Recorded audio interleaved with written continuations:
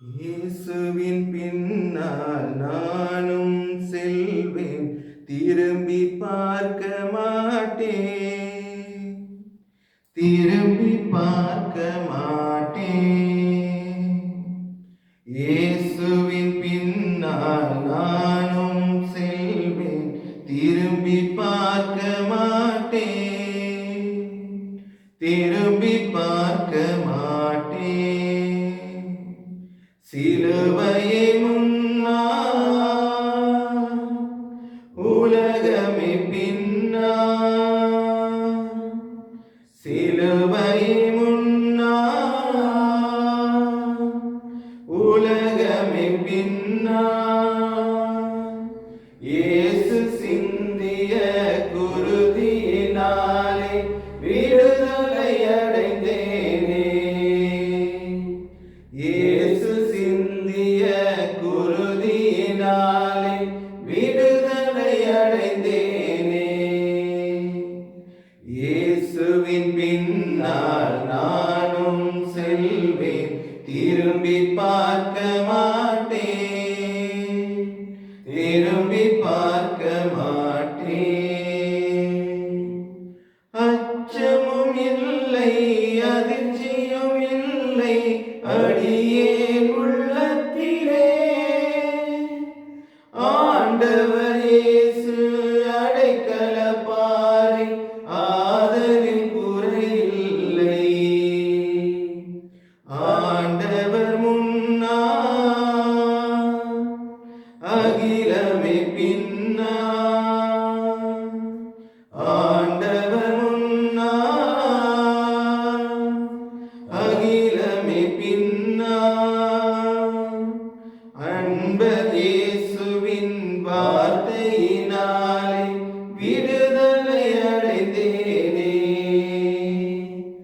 அன்பர் இயேசுவின் வார்த்தையினாலே விடுதலை அடைந்தேனே.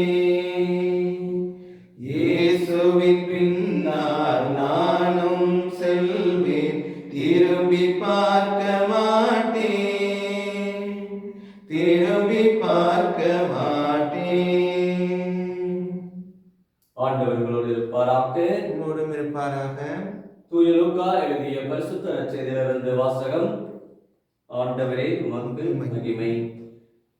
பிரிவு 8 இறை வார்த்தைகள் 16 18 முடிய. எவரும் விளக்கை ஏற்றி அதை ஒரு பாத்திரத்தால் மூடுவதில்லை, கட்டிலின் கீழ் வைப்பதும் இல்லை.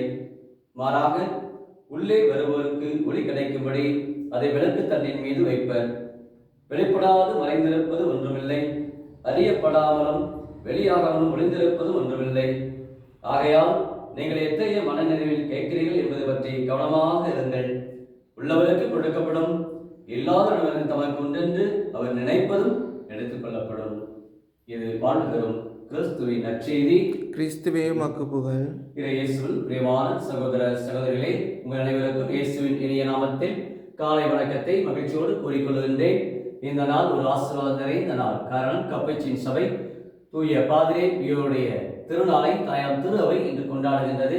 இவர் பேதுரசரோ நகரத்தை சார்ந்தவர். இவர் ஒரு துறவி. கப்பச்சின் சபையிலே மிக அருமையான பணிகளை சிறப்பாக பணியாற்றியிருக்கின்றார். 5 காய வரம் பெற்றவர் பாதிரே பியோ.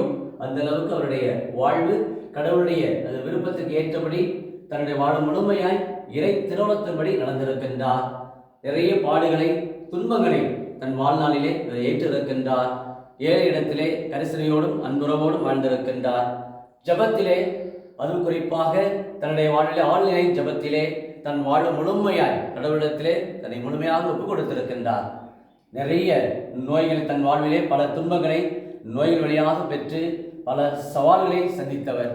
தன் வாழ்நாளிலே இந்த மக்களுக்கு நல்லதை செய்தவர், நல்ல எண்ணத்தோடு வாழ்ந்தவர், நல்ல வார்த்தைகளை பேசியவர், இனிய உளவாக இன்னாத கூறல் கனியிருப்ப காய்க வந்துட்டு என்று சொல்லப்படுவது போல இவருடைய வாழ்விலே இனிய வார்த்தைகளை பேசி நலமான உறவுகளை கொண்டு தூய உள்ளத்தோர் பேறு பெற்றோர் என அவர்கள் கடவுளை காண்பர் என்று மலைப்பொழியில் சொல்லப்படுவது போல தன் வாழ்விலே பரிசுத்த உள்ளத்தோடு ஆண்டவரை போற்றி புகழ்ந்து தன் நாவினால் தன்னுடைய வாழ்நாளிலே நல்ல வார்த்தைகள், நல்ல உறவுகள், நன்மைகளை பிறருக்கு செய்திருக்கின்றார். அர்ப்பண உறவோடு செய்திருக்கின்றார்.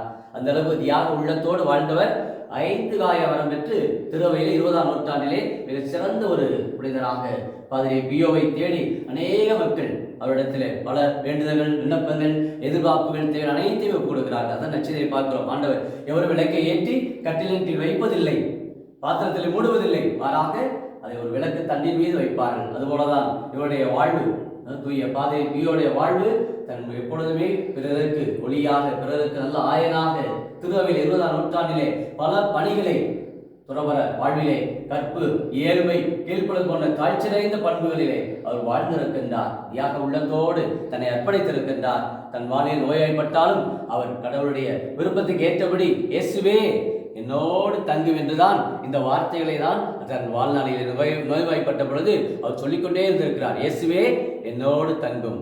அனைவரும் ஜெபிப்போமா?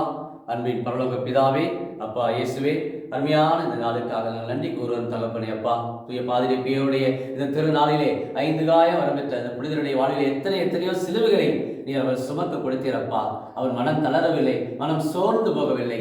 நன்மை செய்வதிலே மனம் தளராதீர்கள் என்ற அந்த வார்த்தைக்கிணங்க தன் வாழ்நாள் முழுவதும் பாதிரி பியோ திருச்சபைக்காக இன்னும் துறவர இந்த சபையில், கப்புச்சின் சபையிலும் பல புதுமைகளை, அற்புதங்களை அநேக மக்களுக்கு ஆற்றியது போல இந்த திருநாளை சிறப்பிக்கின்ற எங்கள் உள்ளங்களிலே வாழ்வில் வரக்கூடிய சிலுவைகள், துன்பங்கள், நெருக்கடிகள் அனைத்தையும் நாங்கள் தாங்கி செல்ல மன வலிமையை தாரும். இதோடைய வழிகளை நாங்கள் எப்பொழுதுமே கற்றறிய எங்களுக்கு இறை வார்த்தையும் இறை அனுபவமும் இன்னும் குறிப்பாக குடும்பத்திலே படக்கூடிய துன்பங்கள், பல்வேறு நபர்கள் படக்கூடிய சவால்கள், வாழ்வில் வரக்கூடிய சிலுவைகளை தாங்கி செல்ல எப்போதுமே ஜபத்தை ஒவ்வொருவரும் தங்களுடைய வாழ்விலே கொண்டவர்களாக, என்னாலும் இறையன்பிலும் பிறரன்பிலும் வாழக்கூடியவர்களாக, நன்மை செய்யக்கூடியவர்களாக, பிறருக்கு யாரும் தீங்கிழைக்காமல் எப்பொழுதும் தங்களுடைய வாழ்விலே குடும்பத்திலே நல்ல உறவுகளை கொண்டு வாழ பாதிரி பியோவை போன்று இயேசுவே என்னோடு தங்கும் என்று தன் நாள் முழுமையாய் ஜெபித்தது போல இந்த நம்முடைய வாழ்விலும் இயேசுவே எங்கள் வீட்டுக்கு வாரும், எங்கள் குடும்பத்திலே வாரும், என் பிள்ளைகள் மத்தியிலே நீர் உங்களுடைய பிரசன்னத்தை தாரும் என்று